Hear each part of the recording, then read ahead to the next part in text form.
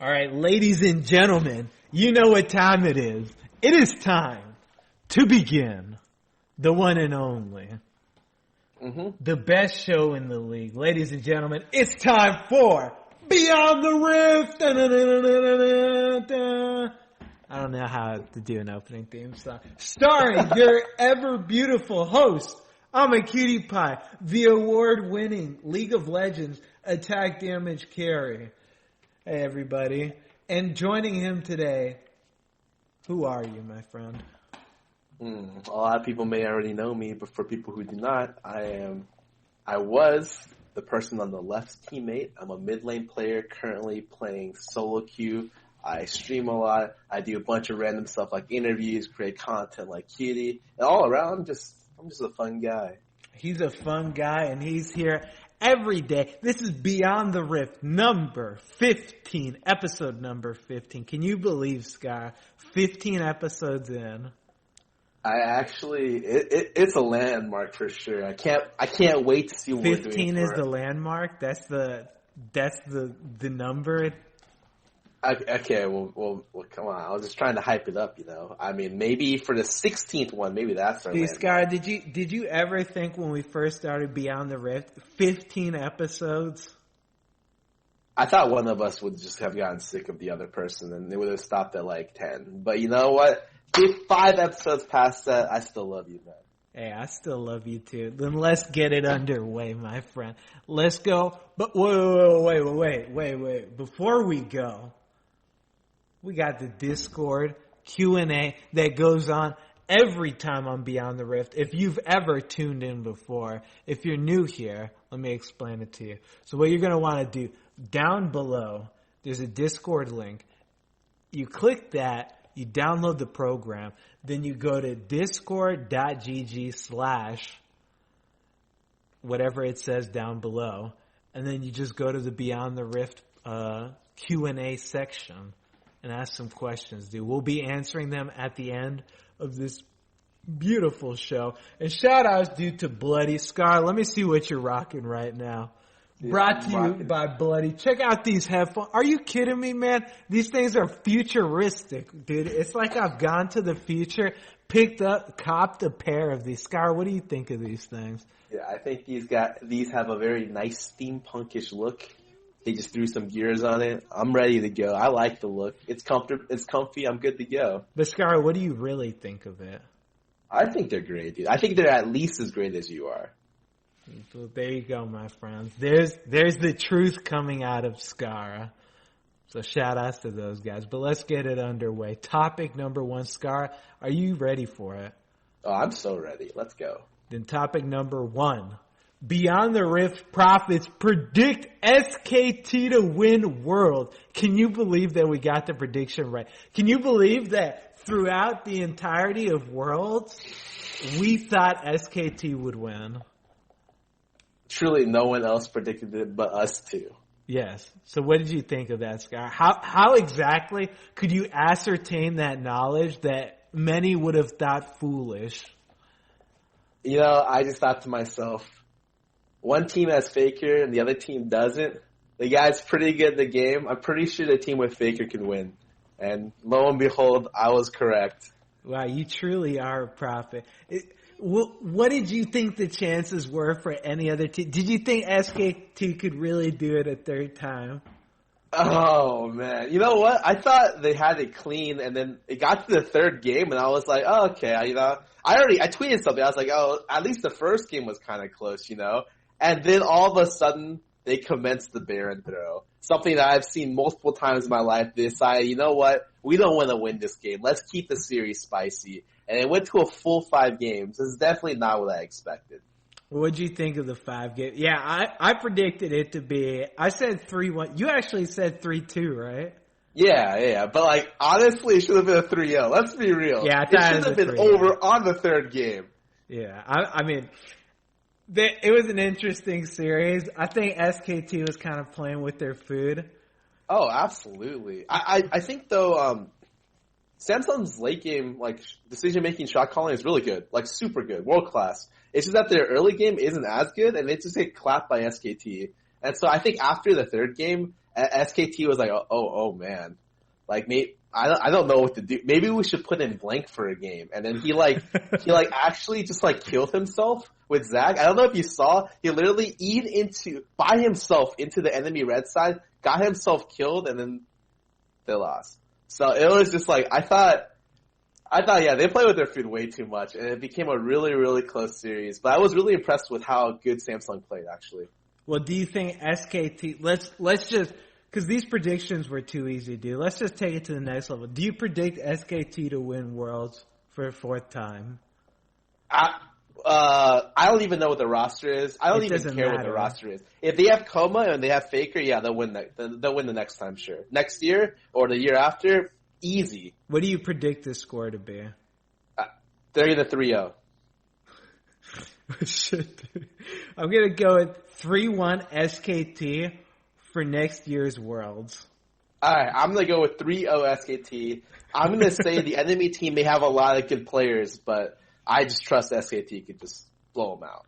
Well, there you go, friends. Next year's Worlds already predicted. Beyond the Rift does it better than anybody else with the prediction. Let's move on to the next topic. Doublelift, my man, Pengya Lang, who I know personally, is taking a break in the spring split to stream and coming back to compete in the summer. Is that the right move? Does Pengya Lang need to take a little break? I think what Pengya Lang wants, Pengya Lang gets. But that's just me. Man, alright, so let me ask you, do you agree with his decision? To take a break? Yeah, why not? Yes. If he truly thinks he needs a break, I mean, I don't think he's going to come back, but if he truly thinks he needs a break, do more power to him. Whoa, okay. Well, what makes you think he's not going to come back? He's going to take a little sip of that streaming life and realize, oh, the sip's quite good. Tastes, goes down the throat quite well. Tastes nice texture, nice flavor. He's just going to sip it for the next year? Realistically, I was talking with my chat about this. It's like, how old's Doublelift? He's like 23 years old, and everyone always says when you get past the ripe old age of 22, you can't compete, and your mechanics just go to trash. You have no like reaction time, like he's just too old to keep compete. Like, what do you think, Scott? I was telling my chat, I'm telling you, the Reginator, he found Doublelift's birth certificate and he just kicked him off the team off that. Like, so you think only if the age is young can they compete? Yeah, I think 22 below, that's when you're at your prime to game. So if you can find the age on the clock, that's like the prime age. Nah, I think that's bullshit. I hear that shit so much, and it's just so triggering. Like, dude, you know why there's only young kids? It's because only young kids can hone their senses into playing League of Legends. It's like, no, dude. But I don't think Doublelift's gonna return just because he might just be sick of it. I mean, I don't know how much he burns out, but he's been playing the game for a long time, and I don't want to flame him, but like, what does he have to show for it? Like, what does he have to show for all the years he's put into the game? Dude, come on, man. I'm not trying to flame. I'm saying in a completely non-flamish way. Like, he's got 2 split finals, dude. And he got out of groups at Worlds. Yeah, but is that an achievement? I feel like, okay, a lot of people are driven by the competition, you know, and I can definitely respect that. I guess I agree with you. I think there might be a chance that Doublelift doesn't come back. It just depends on the person, you know. I think as a teammate of his, I'd be kind of disheartened because, you know, if like TSM had a great season this last season, right? Sure, they underperformed at Worlds, whatever you want to say about that. But like they like stomped domestic competition. They brought in a rookie and they just like crushed everything. And you know, they and then like throughout the season, all the players got better. I don't think they should replace anyone on the roster really. And I think that going into spring split, if they had the same roster completing spring and summer, that's like the longest time a TSM roster is going to be together recently. And I think that they could really make a better international push. But now that Doublelift's deciding to take a break and says he potentially might come back, you know, it kind of, I can understand it be kind of frustrating for the teammates being like, look, how come you're allowed to have this break and not us? But I understand that it's really situational because he's been playing for probably 6 years or like 5 years competitively. And so it's situational based on the person, and maybe he really feels like he needs to break. Yeah, like, I think if he I've heard those words before. Yeah, I'm going to take a break playing competitive. I'm just going to stream for a little bit and come back. You know, I've heard someone say that once before, and then they never came back. So I don't think he's going to come back. Maybe he will. Maybe I'll have a new passion. There are some players who took a break from playing competitive. They took like a year-long break, came back stronger than before. Do I think Doublelift will be one? I mean, maybe. I don't know his, like, true intentions. I don't know, like, anything. I mean, I say Peng Yuling is my man, but he's not really, so. I mean, hopefully his team, yeah, what you said, his team has to be okay with it, because if they're not okay with it, he's probably not coming back regardless. Like, if they're like, all right, dude, you need to put in as much work as the rest of us, and he's just like, nah, I'm just going to go and fucking take a split off. Good luck, guys. Yeah. Plus, I mean, I think, like, you know, when you get older and you start looking at other responsibilities, I think that's the biggest thing. It's like age is the reaction time and all that stuff. Age, I think the reaction time, all that BS isn't like the real reason for why when you get older you start seeing less and less people play esports. It's more that people start to realize that there's like more responsibilities. Like, because when you're young, you just play like 16 hours a day, every day. It doesn't matter because you don't have any responsibilities. When you grow up, it sucks having to like worry about stuff like paying bills, and like where to live and like dealing with like just more like responsibilities as they come in. And maybe Doublelift's gotten to the point where he's like, you know, maybe it is close to my retirement age and I could cash out really hard in the next year.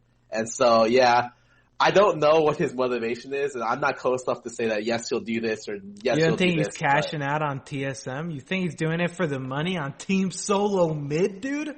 Dude, he's like, his break is literally like he just wants to know what life is like away from gaming, and I think that. Yeah, but he's still gaming. Oh, life is like away from like the really high pressure situation. I think that. I don't know how motivated he is to play again. I really think that maybe he lost his drive a little bit, and if he doesn't find it, there may be a chance he doesn't come back. But I don't know, and I'm just very interested to watch how he does throughout I actually think there's a good chance after he streams for 2 months, he's just gonna get bored, like super bored, because I don't think he's the type of person that enjoys streaming day after day. Yeah, I mean, it takes a certain type of person to. Yeah, I agree with you on that. Dude, for a lot of streamers, I mean, you know what I'm talking about with this. Like, a lot of streamers fucking hate Twitch chat. I don't understand it, dude, because I love Twitch chat. When you guys meme me like, "Cutie, you suck, dude. You're washed up." It's like, yeah, I do. But a lot of people, when they hear that, you know, it's like, you guys really think that? I feel like that'd get to that'd light the fire beneath him when his chat.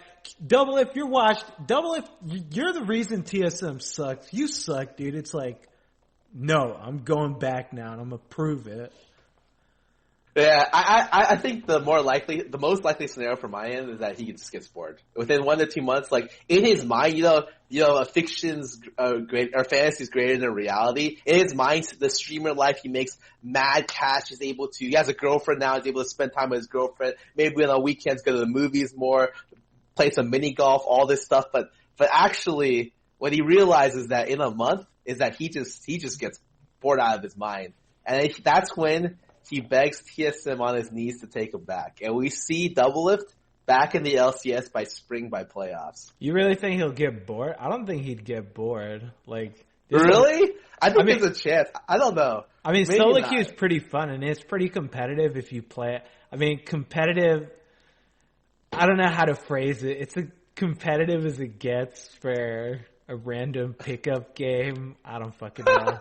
Like, unless they had voice comms, it'd never be really competitive, but. Yeah, I think, like, there's just too many, like, he's used to a higher level. Oh yeah, dude. I mean, I can't wait to see him if he ever gets his accounts to Challenger and he can't do it. I'd love to see him like going on his own, fending for himself with these monkeys that he gets as support. Dude, like I don't know how he plays right now, but I'm assuming he's duo queuing most of the time.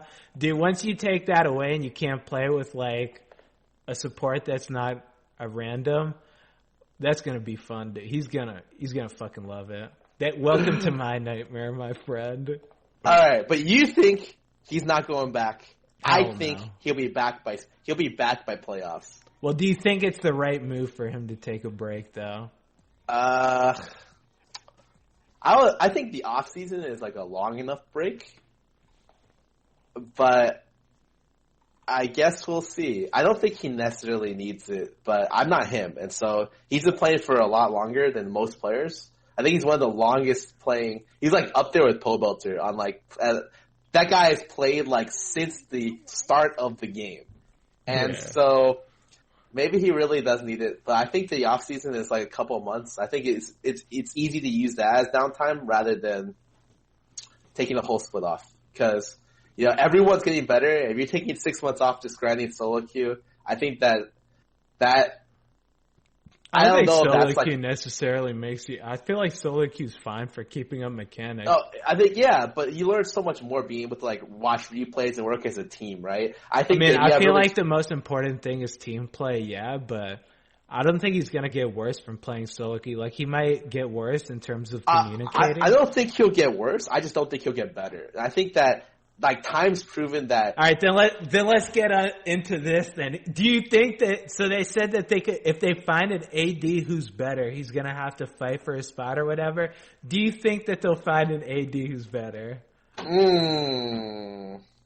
They don't have an import slot free, right? Or do they? They do because Bjergsen's officially not an import now. Okay. Which means I think if they import someone, they could do it. But I also think having a full English roster is something that's really important to be able to keep communication very clean. And so I think though that they probably can't if they look domestically. I think Doublelift's still going to be the best choice by summer. However, I find that unless he really, really needs the mental reset that offseason can't give him, that this isn't like the right way to go if you're looking to win Worlds. But that's just my own personal opinion. Yeah, I mean, of course, if you're trying to like win Worlds, taking a split up. I mean, I won't say of course because again, I don't know his like mental state at the moment. Maybe he's just so torn right now that he needs the break, and then of course, that's the best thing for you if you need a reset. But yeah, I don't think they're gonna find a better AD though. I think most of the ADs in solo queue are garbage. I'm just gonna say it, dude. I'm just gonna be. So we're gonna see him. Are we gonna see him back for summer at least? If he wants to play, I think he's gonna have the spot guaranteed. All right. Well, we'll see what happens. Yeah, we'll see what happens, dude. Hey, Peng Yeleng though, enjoy that streamer life, my friend. Let's move on to the next topic. If you had to build the team from the ground up, which positions and type of players would you look for? Ooh, talking about finding some player. I think the most important thing in a competitive team, communication. Communication wins game. It doesn't matter if you have 5 of the fucking best players because you can look at China and that shit doesn't make a difference if you don't know how to fucking communicate effectively.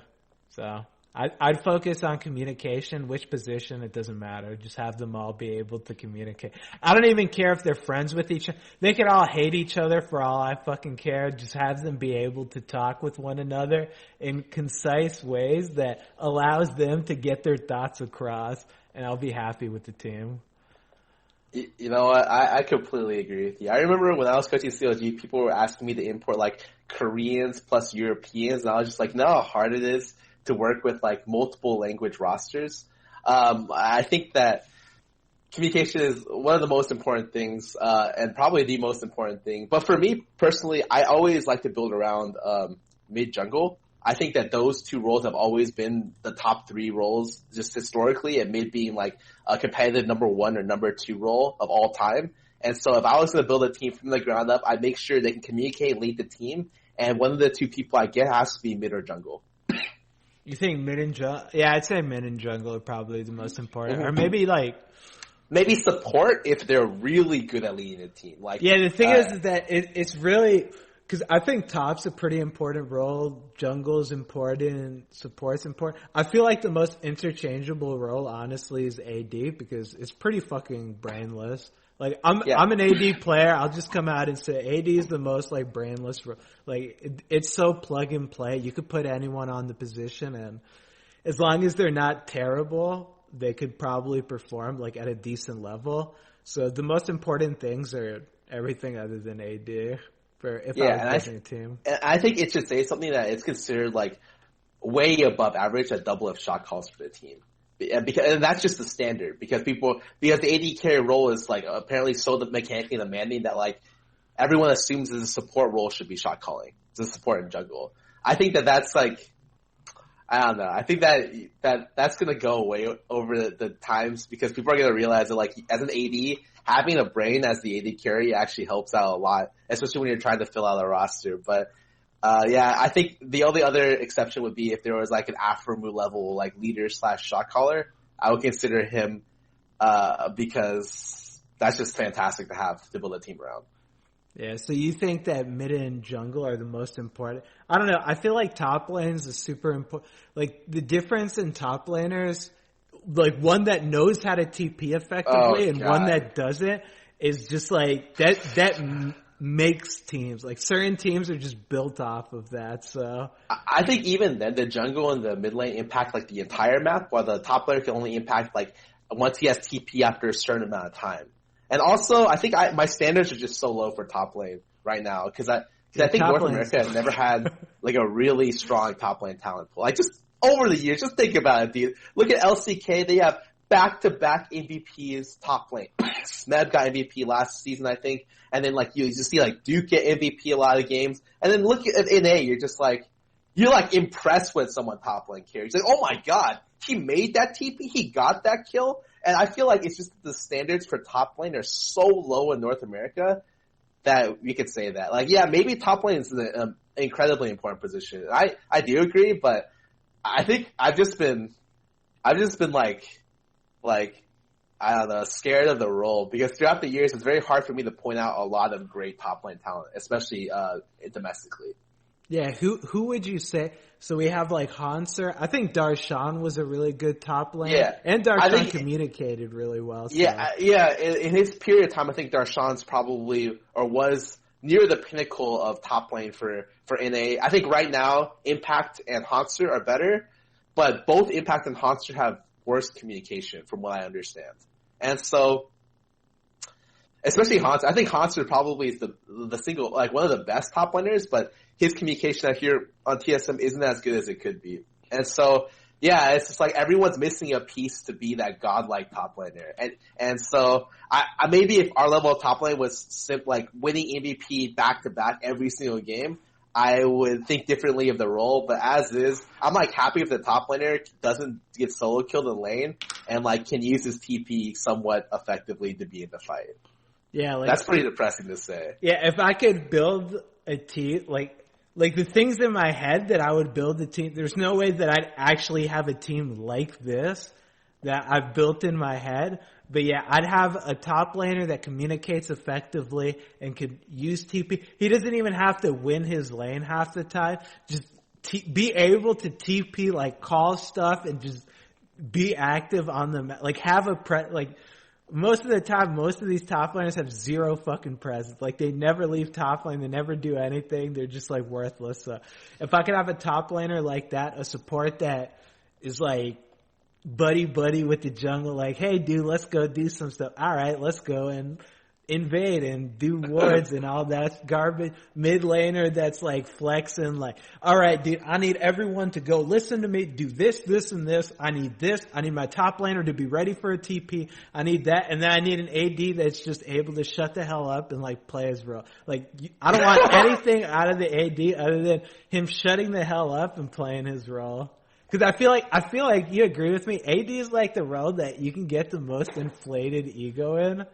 Oh yeah, absolutely. Like it just comes from also being a role which is the least level dependent and most goal dependent, and being forced to have someone assist you out of the lane. Like you're an elderly person, like you need assistance, and the nurse, which is the support, has to like drag you to this place and then be like, "Oh, sir, your lunch is in the other lane," and she has to like pull you over to the middle lane for you to take the tower. I think that because of that, and then because they also get some of the most farm and the most kills, I think AD carry has like almost the highest chance of getting like multi kills every single game.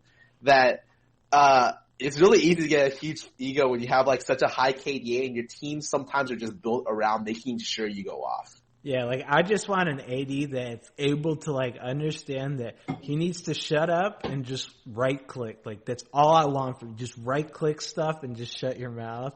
And that I don't think I could ever form this like perfect ideal team, but that's what I'd go for if I could. You want a team where you don't have to say anything and it automatically does everything for you. Yeah, just spoon that feed sounds me like a great team, all right, dude. cutie, you're gonna go over here, we're gonna make these plays, and then we'll call for you when we need you. And it's like, all right, dude, thank you. Oh my god, yeah, that sounds like a dream team. I wish I had a team that could shot cutie, go into this lane, make sure hit the 6 CS auto 7 times in that tower and rotate mid lane. Dude, I mean, I don't know how it is, but that's probably how it is for most ADs, right? Like their support just babies, though. Some of them do, but I think that a lot of teams right now are starting to get, as ADs have longer lifespans in competitive, they're starting to have more and more of a brain. And so the ADs that have stuck around a long time are starting to take up a lot of shot calling responsibilities, because it's not like they have like better mechanics as some of the upcoming players. Like people like Mash Me, like Laud, like Doublelift are only able to stay inside the scene a lot of times because their strengths are from like their decision making. Garbage. Wait, would you say Doublelift's garbage? No, but I'm saying they're able to stay inside. Like, who's their competition, dude? There's not a solo queue plan. Oh, dude, this guy's coming up on me. Better start working on my skills. Like, I don't know. I think they're able to stay in because most players are just trash in solo queue. That's another topic for another time. So, at the end of the day, what would you ideally look for? You want mid, jungle, and what type of players are you looking for?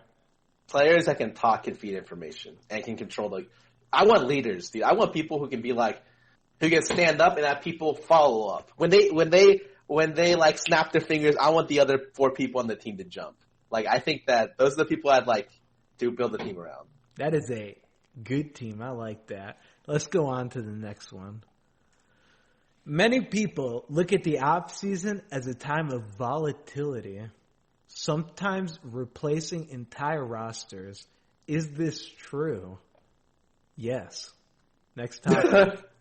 Yeah, I mean, offseason, yeah, I mean, a lot of teams, they'll be unhappy with their rosters. This is the best time to just like turn and burn if they hate the roster. All right, we're dumping everyone. We're going to pick up a new roster and we're going to see how it does this season.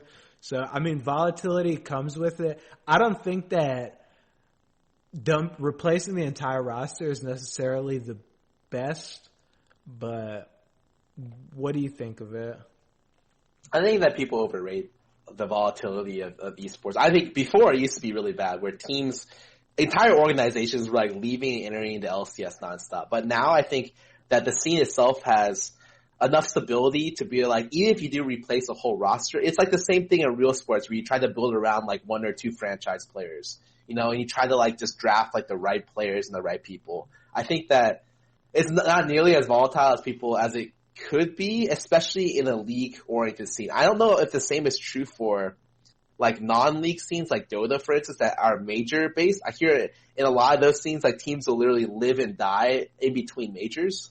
But for the most part, I think that leagues gotten to the point where it's stable enough to where like the orgs all kind of stick around, the top orgs. And even if you do replace the players, then it's not that bad. I mean, honestly, I don't know. I've heard rumors of what's going to happen in the offseason, and some teams may just dump like give us some rumors. Give us some rumors.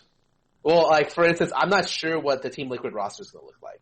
And so you said that their best chance is to just dump the entire roster. Is that what they're going to do or no? I think they might play around one or two people, but there's a good chance that the Team Liquid roster is just completely different.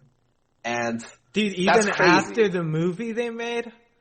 Well, if anything, the movie they made showed that. Dude, let's just talk about that. You watch clips. You watched clips of it. I watched clips of it, dude. It was some grade A stuff. I like it. But like that's like the time when you looked at that. Did you feel like that was like crazy? I just thought that's normal. Yeah, like, I mean, expect that. That's how like some team. I mean, I don't think that team ever has a fucking shit. If that's how they are on the inside, they're never gonna win anything. Like you can't. Like Dardak arguing with the coach and the coach like arguing with them. It's just like this shit's a clown fiesta. Like how are you supposed to get anywhere as a team with this kind of environment? Yeah, I think that was like a terrible environment. But the thing is that's not too far-fetched for me. I know of teams that have had similar, if not worse, environments of that. Oh, and, yeah. I mean, that environment's not that like, of course, like a lot of teams have that environment. Like most of those teams are never going to get anywhere. But yeah, like that kind of environment's, it's not conducive to becoming a better team. No, absolutely. But I mean, I think if anything, yeah, that documentary just shows where the team was at, and then I think they're just going to reset the new. That gave us the last glimpse. That was like the roundup for Team Liquid 2016. In 2017, hopefully they don't have another documentary called The Breaking Point or like The Tipping Point or something like that. Hopefully it's like how we got to Worlds for the first time ever in our organization's history. I hope that's the title of their documentary. And honestly, I think I'd be more optimistic as a Team Liquid fan this year because you don't have any expectations. If you start with a brand new roster, you're just like, you know what? They've never gone to Worlds before. I'll be happy if they get top 4 this time. And I think that hopefully they can blow open expectations, or maybe just like puff open expectations, maybe a little bit. Yeah, so like for the topic with volatility, like some of it's completely necessary because again, you don't know. Like, I mean, we know what's going on backstage, but you guys don't know what's going on backstage. So some of these rosters, when they just like implode and it's like, all right, we're getting rid of everything. We're selling this team. We can't do anything with them. And people are like, oh my God, what the? It's like, well, yeah, I mean, this shit's a mess. They got to. I remember when, a good example is when we let go of Patoy. And people were just like, why would you do that, dude? That guy was a grade A support, top 3 in the region, potentially number 1. And it was just like, we had a very hard time. Keely, you want to take this over? Why did we let go of Patoy? Patoy, all right, he was a great support. I mean, he was an okay support. I pretty much, like, so when we first got him, it was in Korea. Let me give you guys a little throwback. I competed in OGN Masters, dude. This was a tournament for only the most prestigious League of Legends players around. I competed in it, and we lost immediately. We didn't win a single game, and we got knocked out. We stayed there for 2 months. They kicked us out instantly, dude. But when we lost that, I will dominate, my former teammate. He said, Cutie Pie, we need a new support, and I know someone. He needs a little help, but he'll be great, I promise. You know what I said? I said, okay. And then we got Patoy. We started synergizing a little bit. He honestly wasn't the greatest support when we first started off, but it didn't matter to me because he listened. I loved Locust. He was a great player, but he had a lot of trouble, I guess, synergizing also with the team. So we'd have communication breakdowns, so we had to let him go. But with Patoy, it started off really well. The problem became that, I mean, I'm not the best teacher, honestly, so I didn't teach him the most important thing. Let me tell you guys, the most important thing you need to be taught is to be humble. I didn't teach him that. That was a grave error on my part because as soon as I realized, because Scar let me know. Scar was like, Cutie, I think you forgot to teach this boy something. Because Patoy, he was all right, but he had just a smidgen of an ego that made it kind of hard to like reason with him. Like, hey, dude, that wasn't that great of a play. Maybe try doing something like this, and he'd be like, you're an idiot, and I know it's right. And it's like, well, I mean, I can't argue with it because Reddit thinks you're the best player on the team, but I mean, I just gotta say, like, maybe that wasn't the most optimal play. So, yeah, we ran into a lot of troubles with Patoy that were partly my fault because, yeah. Alright, let me put it this way. Everyone raved about their great teamwork in lane. This is how their lane would go. They play Alistar like Lucian or something. This is how the lane face. Level 1, they're about to do an all-in in 20 seconds. Here, let me point out. This is what they say. These are the kind of comms that win games, by the way. There we go. That's first blood. So either they died or the other team died. Usually the other team.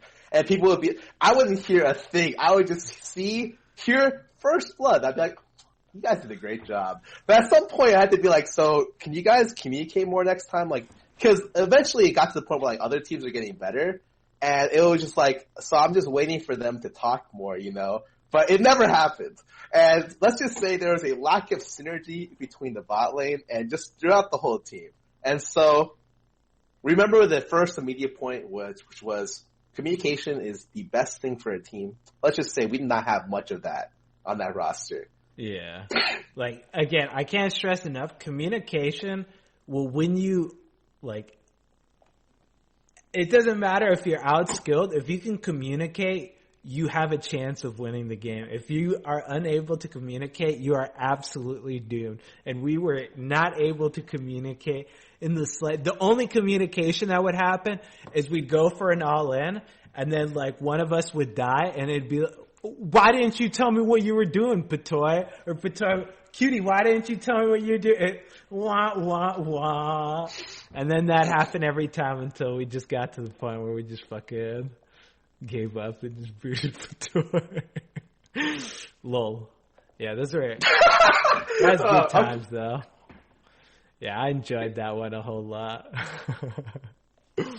Alright, let's just, you know what, for the volatility topic, let's just go. There's a lot of things that happen that people don't realize, and roster changes and all that kind of stuff. It happens for a reason, so don't worry about it, dude. The teams know best. Let's go to the next topic. Many people, they want to know, Scar. You know what they want to know? They want to know what a schedule looks like for a normal streamer. Run us through a day in the life of one. Scar, what's your day like? Whoa. You start this, dude. You are the more successful Wait, I'm the streamer. host, so I get to dictate how the show's ran, and I say that I want you to start it. Alright. So, normally what ends up happening is I cough myself awake at 9, and I try to go back to sleep. That's not possible. I usually read for like 30 minutes to an hour on my phone in bed. Go take a shower, do all the morning rituals, eat breakfast, start my stream at 11. Around 11, probably a little bit late. Stream for 7 hours, 6-7 hours. When I'm done, I'll go to the gym, eat dinner, and then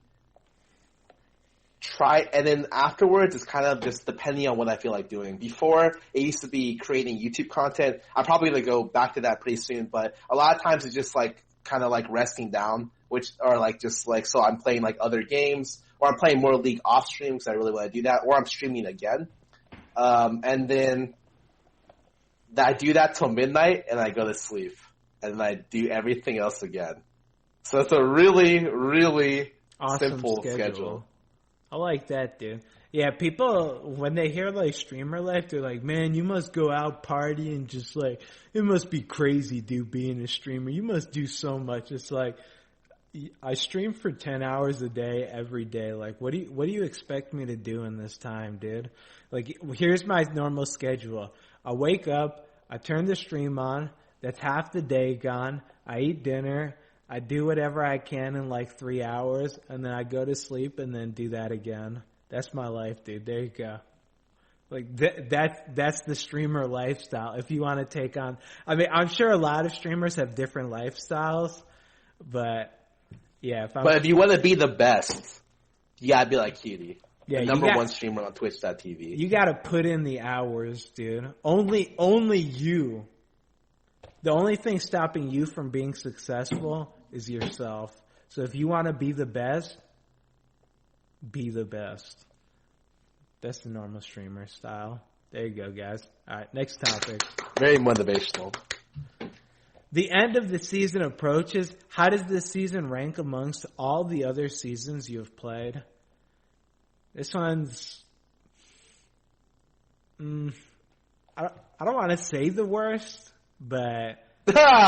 Just say it, dude. Throw it at me. It's definitely not the best. I could say that one for sure. Okay. There's 6 seasons of play, not including preseason. Where would you rank this? Probably the worst. I go with the worst. What'd you think?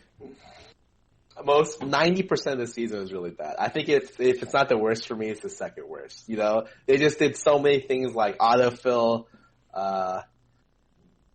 queue times. Oh yeah, the queue time. Oh man, I had so many back and forths with Riot. Like, please let me buy accounts. Please let me just go and do something other than wait in queue for an hour to get matched with like platinum players on a challenger. Like, what sense does this matchmaking make? Please don't make me. Yeah, I think the because they're trying to make queue time short, you getting matched with and a challenger. If you get matched with like, I know this is a meme, like the Diamond 2 player meme, but it's like the truth.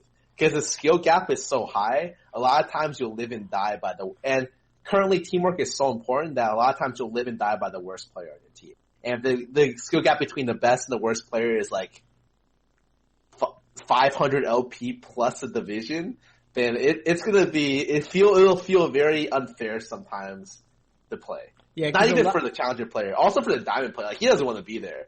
I mean, hey, they probably love it. They're like, yeah, dude, I get to play with my friend. You know how many players I get? Oh my God, it's Cutie Pie. I love playing with it. When you hear that, what's the first thing? You know what the first thing I do is? I go find the X mark on my league client and I click it. Like, abort, miss, get me out of this game right now, dude. When I demoted to Diamond 1 on my main account, and I got, like, every game I had multiple people be like, oh, Scar, it's nice to meet you. Like, I'm a big fan. I'm happy I have fans, but I'm worried because it usually means that I've dropped to the LP where, like, it's not normal to see me. I'm just like, oh God, this is how far I've gone. I don't mean this in like an arrogant way, but like a lot of players that are high elo, they're like, they play with everyone. So like meeting someone doesn't matter to them.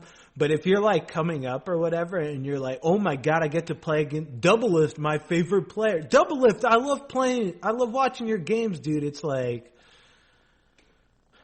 not this, dude. Don't make me play this game.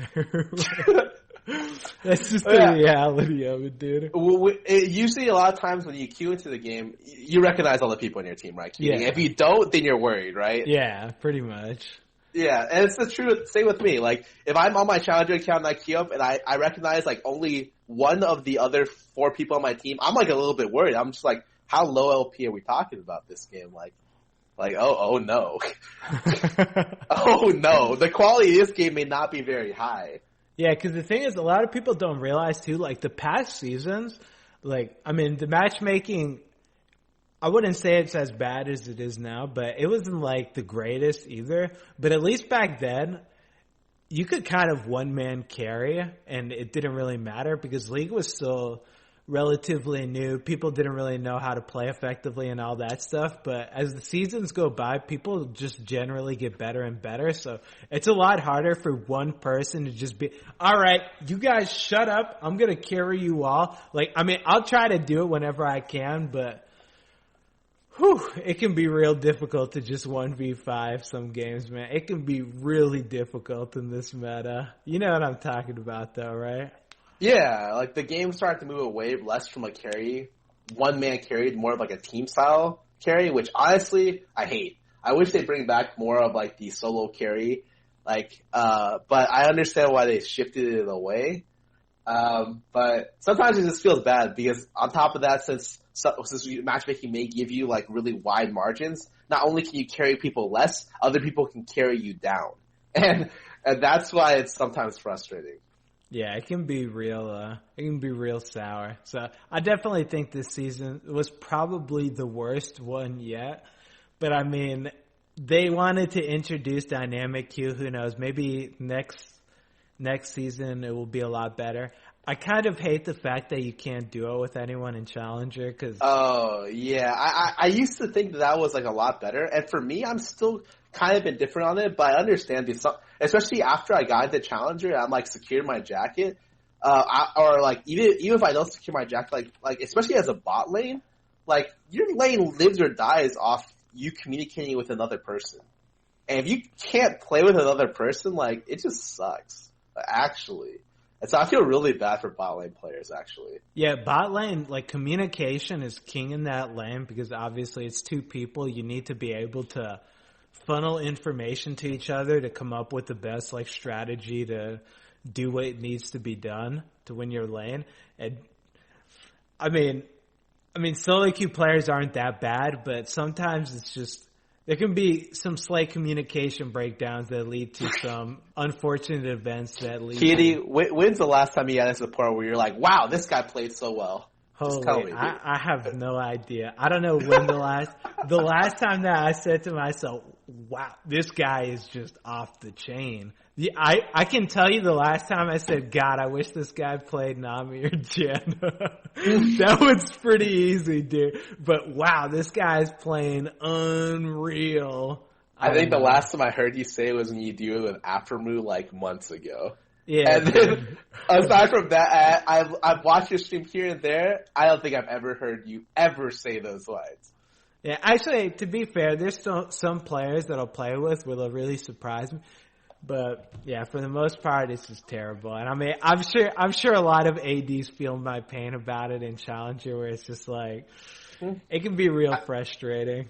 And the thing is, I know a lot of support mates who feel the same way. And it's just like, if you want the support and the AD to all become better, you need them to duo, because I mean, I don't think they can teach each other. I don't think there needs to be duoing, but please just release voice comms or something. Like, you can make that'll help a lot. Yeah, you can make it only Challenger, like a Challenger reward. Okay, you got Challenger, you get access to voice communication, dude. Riot would get flamed so hard. Yeah, they would hard. get flamed. But there's so many people that are like, I don't want voice comms. I'm never going to use them. I'm bronze, and I like just being garbage at this game. Let me be, dude. Like, okay, you can do that. Like, let me have voice comms, and you can just be trash and bronze 5. That's fine with me. I mean, I think they should just release it to everyone and then just not have it turned off on default. Yeah, I don't understand why people are so against it. It could be behind the passcode, you know? You have to type in, like, a different phrase every week, stuff like, I am not toxic. I don't know, man. Maybe you have to do that to unlock the feature on a weekly basis. Like, I think that like, anything is better than the current system.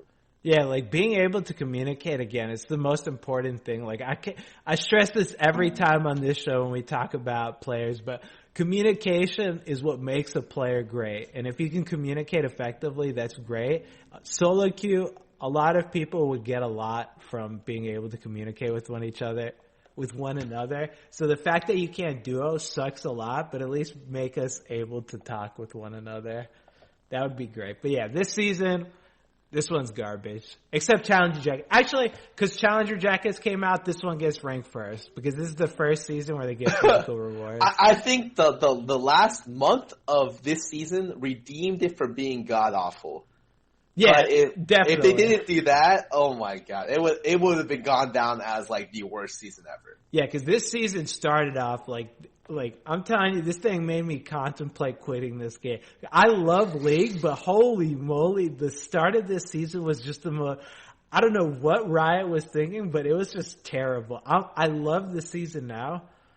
I think there's a couple of things like voice communications that could make it better, but the season's pretty good now. It's still the worst season in my opinion, but hey. Good attempt, Riot. Yeah, nice recovery at the end. You know, it doesn't feel that bad. Yeah, good thumbs up for me, man. All right, let's move on to the next topic then. So, Skara, if you had to pick a champion for every player on your team to play for the next 50 games, which would they be? This is easy as hell. I'll pick Olaf in the jungle, Syndra middle, Poppy top lane, Zyra support, and then I'll just play whatever I want. I'll play 50 games of Jhin. Okay, boom. I did it. Wait, really? Yeah, wait, what's wrong with that? I'll just pick the most OP shit. Man, is it really that easy? You have Olaf frontline with Poppy. Olaf's disgusting. Poppy, pretty disgusting. Syndra will win all the lanes. And then Zyra, I guess, wins all the lanes too. And you have a good team comp too.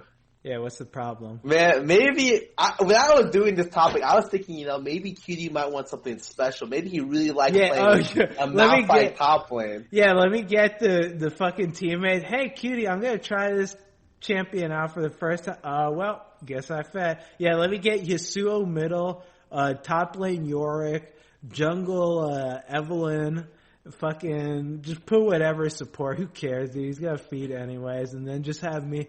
My chat loves Jinx, dude. I'll just play Jinx every game. How's that sound for a team dude? Okay. Fair enough. Looks like this topic, one I did not think of deeply enough. Because when I think about it, I'm like, yeah, I probably would want the same thing. I guess right now, let's switch this over a little bit. Since both our teams are going to be identical almost.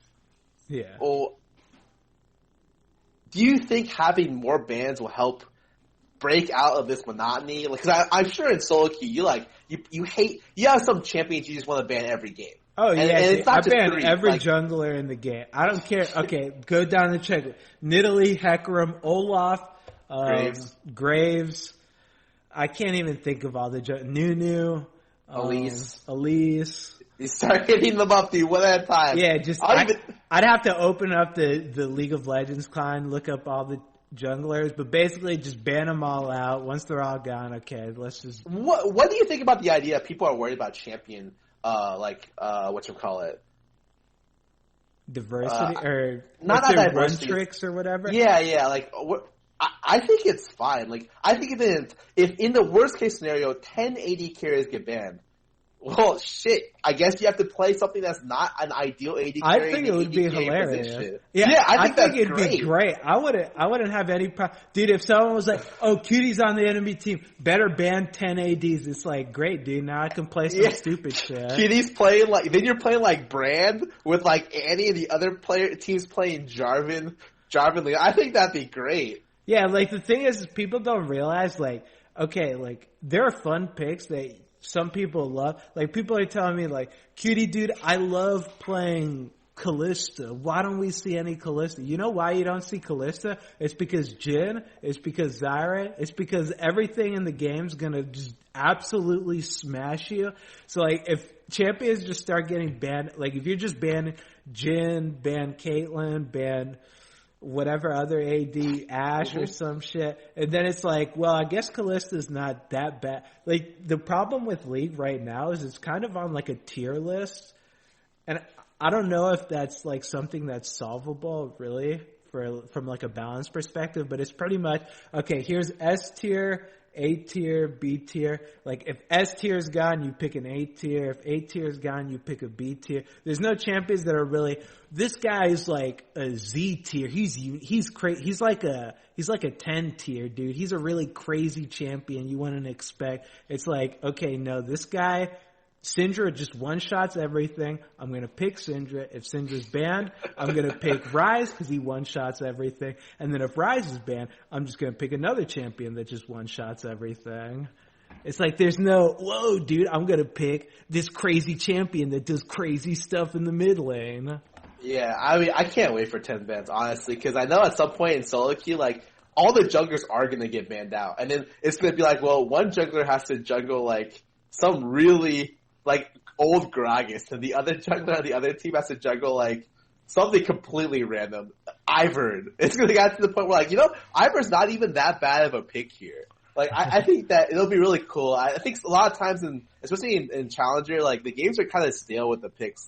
I know I'm gonna see a Syndra. If I leave it up, Ryze is gonna get picked every Oh yeah, dude. I love this predicting. Lane, 7, not every top lane player, Jace is the ultimate champion because he's the epitome of balance and can actually just always carry and wins every lane. You want to talk about the epitome of balance? Olaf. Dude, this is what I'm talking about. There's S-tier champions like Olaf, just Riot's masterpiece of balance right here. This champion is just, when you think of balance, Olaf comes to mind. He is perfection in my eyes, dude. And I know if I don't ban this champion now, I'm going to see him first picked instantly. Not even a second. It's not going to tick down 1 second. Just insta locked in, dude. And I hate it. I can't stand playing against them. Oh, I think, yeah, they just did so many bad things with not only Olaf coming out, but also Skirmishing Smite and Ghost getting buffed. Yeah. Oh my god. Like, I like how bot laners just get run down and both the support and the AD can't. Even if he gets exhausted, he still kills you. Yeah, he's just run through the tower, dude. Once he's level 6, he's just gonna face tank the tower. Oh, you're just like, your top lane's like feeding, so Olaf has 5 kills. He's just gonna face tank the tower, kill both. Loses like half his life. You didn't do anything to him. That's great, dude.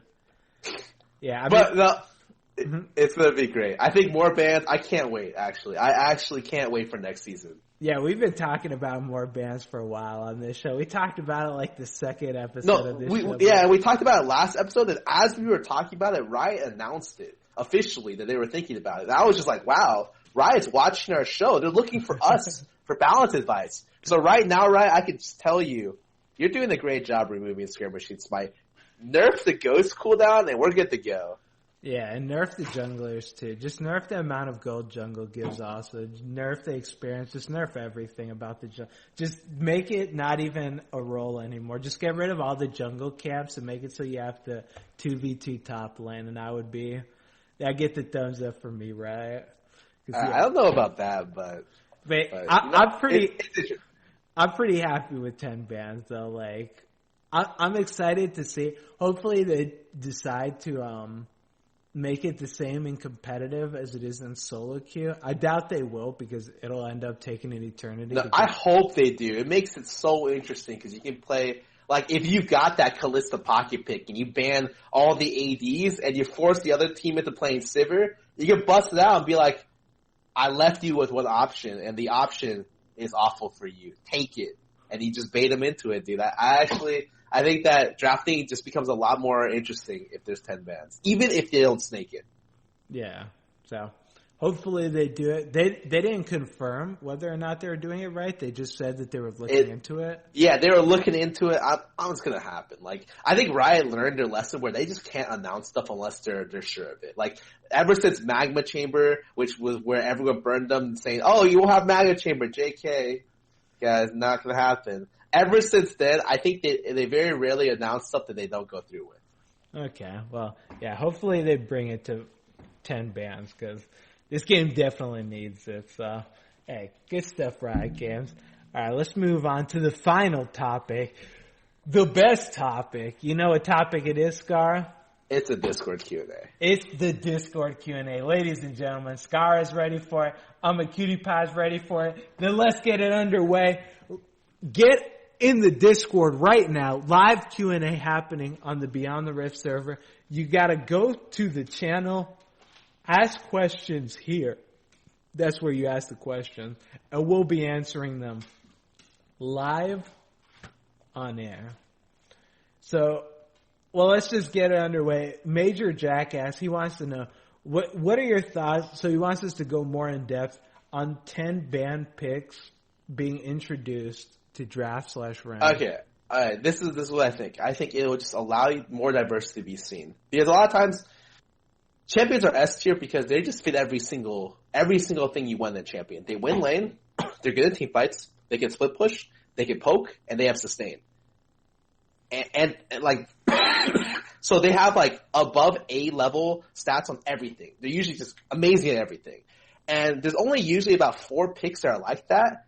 4 or 5 picks in any given role, and after those picks are gone, you start having picks with weaknesses. Oh, this champion can't wave clear as well as this champion's less safe to lane with than the other champion. This champ doesn't have as much mobility as the other one. This one doesn't have any CC or as much CC. I think as soon as you take away the really god tier champions, you're left with champions with flaws. And the thing about champions with flaws is that it opens up the champion pool for there to be more diverse picks because, you're playing against a champion without much wave clear. Well, now we can draft a comp that can rotate mid early and then pressure you to get the first tower early, and we can work off that.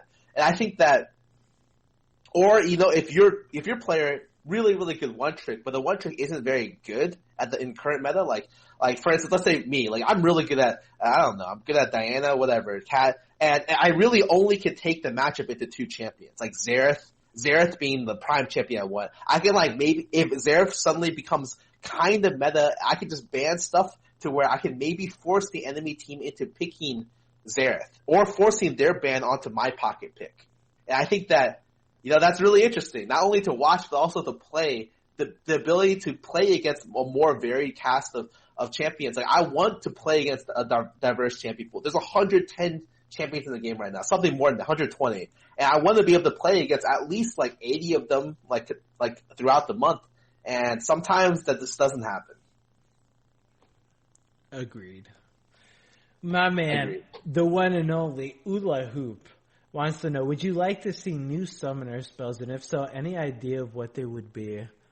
I'm fine with the summoner spells, honestly. I mean, I think it'd be interesting if they removed Flash. It always gets talked about, but removing Flash would be kind of cool. I think it'd make the game horribly imbalanced because the game's basically balanced around Flash. So I don't know. I feel like the summoner spells we have now, you can't really shake it up because the game's kind of balanced, taking them into account. So yeah, I agree with Kitty here. I think that you just can't remove too much. The only thing I would say about summoner spells, I don't want them to add any more. I just think they need to nerf Exhaust and Ghost right now.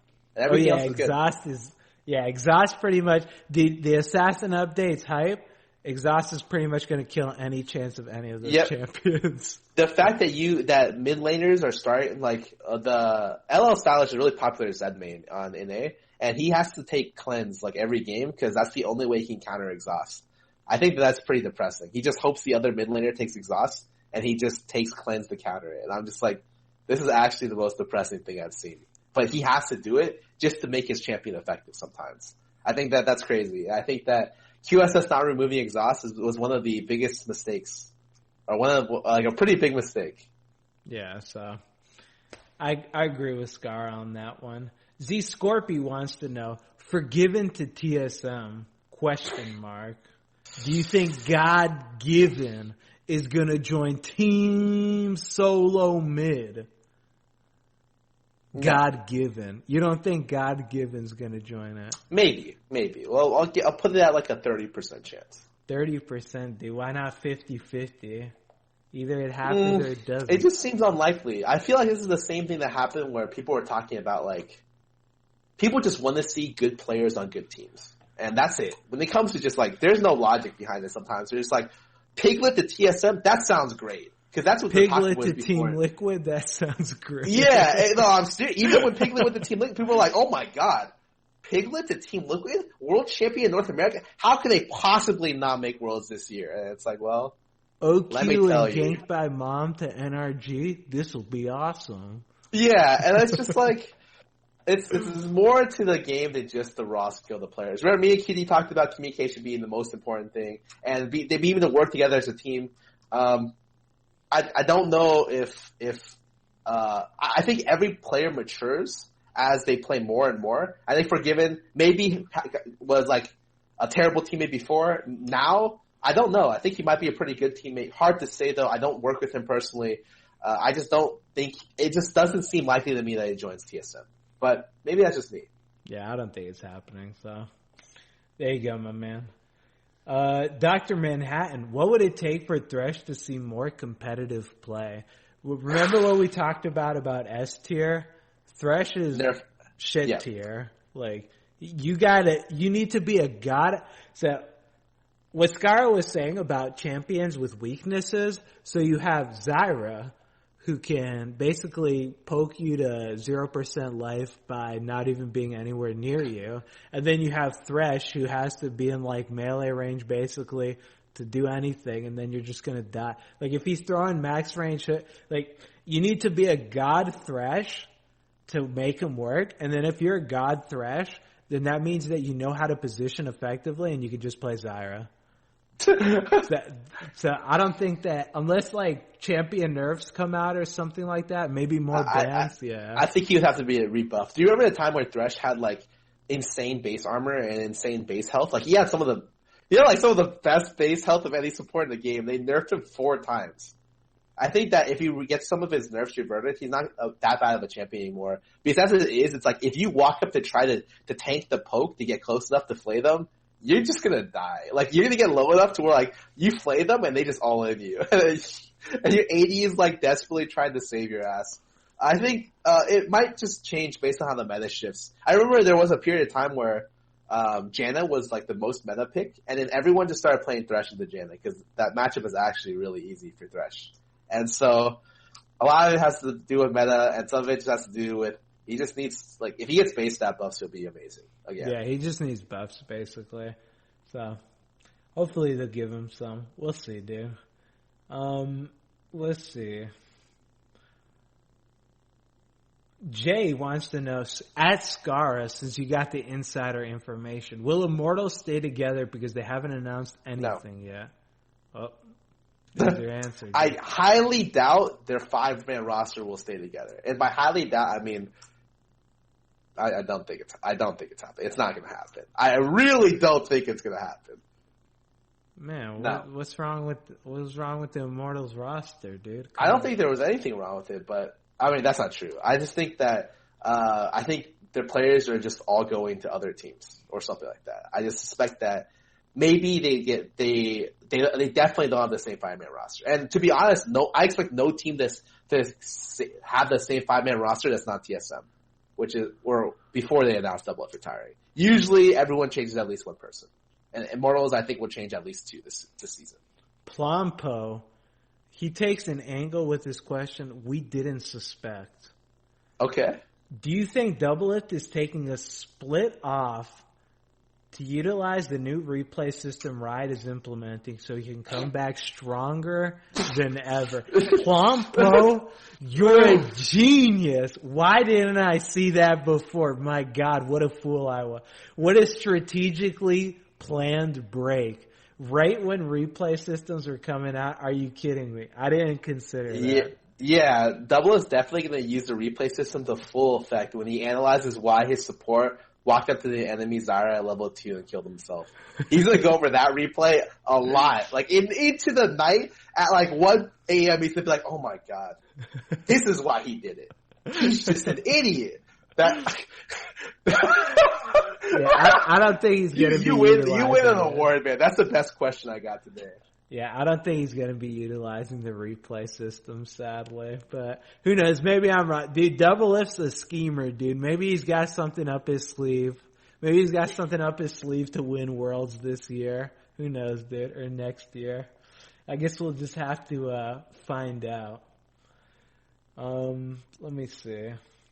Next question will be... Many wants to know, how do you guys legitimately feel about the future of NA and other regional teams while organizations like SKT are around? I don't think that's going to stop NA organizations from... It's not like SKT's winning Worlds again. Guess there's no point in making an organization because Worlds is the only thing that matters to us. All I have to say is the Cubs just won the World Series. You're really going to tell me NA not winning after 4 years means anything? We just gotta have persistence. I'm not even worried. At some point, NA is just gonna win Worlds. It might be when the game is completely dead and all the Korean teams disband, and like COD as the last team in the league, and they win Worlds. But they're gonna win it at some point. I'm telling you, it's gonna happen. I just don't know when, but it'll happen, 100%. Yeah, no doubt. North America, if it's known for anything, it's known for its ability to persevere. So we will win a championship. It may not be this year, it may not be in 10 years, but we're going to win a championship, baby. It's coming to the home soil one day. Let me see. Next question will be Seaboard number 1280. Do you think Riot needs to change anything about Baron? You got any problems with Baron Nashor? I actually think it's great. The fact that Baron creates a fight, and it's so like, there's so many games where he's like, oh my, I can't believe they threw that game at Baron. I can't believe he stole that Baron. I think actually what Baron does for the game is absolutely great. Yeah, it creates like so much like conflict and stuff. They tried doing it with the dragon, and I mean, some people fight for the dragon, but half of them are worthless. No, other dragon's useless. If there's anything the only thing I want to change about the jungle situation is buffing the duration that Elder Dragon is like buff lasts. They're already doing that. Yeah. And so I'm just like, all right, great. We're already getting somewhere. Riot's removing Skirmisher Smite. Let's ignore them adding plants. It's just not a great idea. And they're increasing Elder buff dragon duration. It's great. They've already improved the jungle tremendously. I'm happy to some extent. Yeah, it is. It is A-okay, man. That stuff is decent. Carbon wants to know, Scar, can pro players choose any skin during matches on stage, or is it the skins directly from their live solo queue accounts? Dude, come on, man. Riot's not skimping out that much. You can pick whatever skins you want as long as they're regulation. Yeah, there's banned skins where their particles are hard to see or something like that.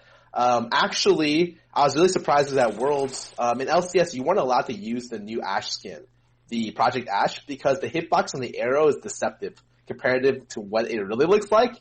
The animation comes out like thinner, and it's really weird compared to the normal animations. That skin was actually banned on its release, and it was just at like Worlds or like a little bit before Worlds that they allowed AD carries to use that skin. I remember Sneaky even tweeted that, I think, where he was like, wait, they'll have to use that skin? And when I played, every Diana skin was banned, so I had to use default. And I was just like, they wouldn't let, Lunar Diana skin wasn't in the game, and they wouldn't let me use Dark Valkyrie, because the animation was too, it was too dark to see or something. And I was just like, are you serious? I don't want to use this ugly ass skin, but I had no choice. Feels bad. Now I think you're allowed to use either of the skins, so it's gotten a lot better. You get more skins are available for you to play. My man, this is gonna be the last question. My man, Inconvertus/Dave wants to know, what division is considered decent in this game? You always say Diamond 2's trash. This is at Scar. Oh. Scar, you always say D2's trash. What? No, it's you. There's no way this says at Scar. And I always feel sad. Scar, I'm just reading what he wrote.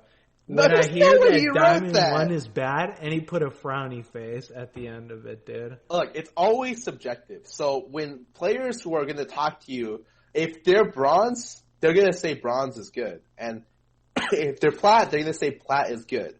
It's all, even for us, it's subjective. You know, both me and Kitty have played at the pro level, which is the level above Challenger, essentially. And since we both have accounts in Challenger, I'm used to the level of play that Challenger is. And so 2 divisions below Challenger, which is Diamond, is what I would consider to be a division that's not very good. But that's just all subjective because that's just my expectations of what I consider good play to be. Yeah, like from our perspective, again, since we're both former pro players or whatever, and we're both like still maintain a pretty decent ranking. For us, unless you're at the top, basically, it's garbage. Like Diamond, I don't think is a very good rating. I don't think it requires very much to get there. If you're Diamond, you should be proud of it. If this is your first season ever hitting D5, dude, congratulations, because you're probably the top, like, what is it, like 5% of the rank community or some crazy number like that? Like when you break it down to the numbers, like Platinum dudes, that shit's great. Like congratulations to hitting Plat 1, because that is like, I think that's like 10% Plat 1 or something. It's just some like crazy, because Bronze and Silver is like, it's like more than half of the community, so. Yeah, I would say you shouldn't consider what's good based on the people you watch who are used to like very high levels of play. If you're playing, just use the division as a means of judging progress. So if you started at bronze and next season you're silver, dude, you did a kick-ass job, man. If you're at bronze and you go to diamond, you also did a great job. If you go like plat to diamond, even if you go down, it's like, oh, okay, maybe you're having a bad season. Maybe you don't have enough time to play. But I wouldn't be too worried about it. You know, I think it was I think it was like Day 9 who used the line that says you should use the division or the ladder system as just as a rate of, or a judgment of progress rather than like an actual indicator of skill. And I think that's, especially for individual people, a lot better to think about than saying that, oh, you have to be at least this good to ride this high LP to ride like the good machine. Like, yeah, because you have to be at least diamond or master. Garbage. Like some of the challenger players I play with, I'm like, Jesus, this guy sucks, dude. Like being challenger doesn't make you good. Like being diamond doesn't make you bad. It's like how you actually perform. So well, and the easiest thing is just look at Kitty's last game. My two nicks I need to see when he was ending. He was playing with a jungler named Galen, which is going to Scouting Grounds. He's an Eve player. Yes. And the other jungler literally, as the game was ending, was just like, look at this guy. I can't believe you're going to Scouting Grounds. He said congratulations on Scouting Grounds. That means something. Yeah, it's like, Jesus Christ, man. Like, people, like, even at Challenger, he's like ranked like 20 or something. People were still shit talking each other. Like, I'm telling you, don't worry about it. People are always going to find a way to try to like make you feel down about your ranking. You shouldn't worry about that. Just like we say it because we hold ourselves to like, I guess, a standard of like, we need to be better. We want more. We want this stuff. And obviously you should hold yourself to that standard too. But like, we're challenger players. So we're like former professional players. So our standards are a little higher than like your average player. If you're platinum, congratulations, dude. I mean, hopefully you can hit diamond before the end of the season. If you're plat 1, I mean, congratulations again. You shouldn't be ashamed of it. And, yeah. You just keep going, man. Like the first or second time it's fine, but like after the fifth time, I'm just because I don't want people to feel bad. Because I mean, I'll say like, Jesus, dude, I got an all diamond team. I'm so fucked. It's not like the diamond players are gonna lose me the game. Realistically, I mean, sometimes they will, but you know what? Just forget it, man. You are okay. Whatever rating you are, you're doing a great job. Yeah, great. Thumbs up, man. Good shit. If you have improved since your initial rating, which I suspect is many of you, you're doing a fantastic job. If you've gotten a little bit lower, I'm sorry, but don't worry. I believe you can get higher. There we go. That's all we need to say. And that's how we're going to be signing out, boys, because that was the last question to conclude the Discord live Q&A on Beyond the Rift. Dun dun. And that's it for Beyond the Rift, ladies and gentlemen. Thank you for tuning in. Thank you to our sponsors up above, Bloody and Discord, for helping us to be able to deliver this hard-hitting content to you. 15 weeks in a row. Going to make it 16 because we'll be back next Thursday, my friends. And we're going to be stronger than ever. Sky, if they love you, dude, if they want more of you, where can they find you? You can find me on Twitch or Twitter under the name Scara. That's spelled SCARRA, 2 R's. And then that's really it, you know? I'll be streaming throughout the week, and everything's good, man. Just check me out if you want to. Hey, and if you're a platinum player, I just want to tell you again, congratulations. Thumbs up, man. Don't ever feel bad about anything that anybody says to you. Dude. And Scar is dying, so that's gonna be it for the show. Scar, someone get him a medic or some shit. All right, that's it, guys.